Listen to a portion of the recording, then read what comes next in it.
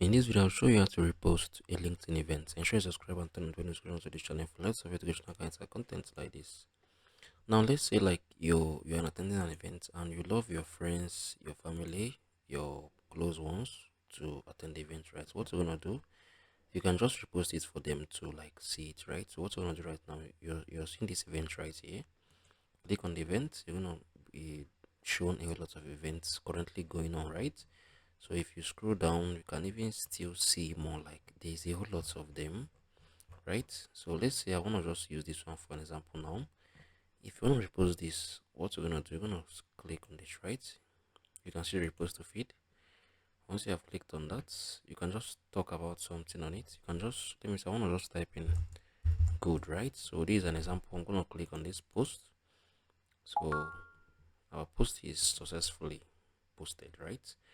So you can say I just typed, I just reposted this event, right? Because I find it's gonna be a good one, right? So this is basically how you can repost an event on LinkedIn.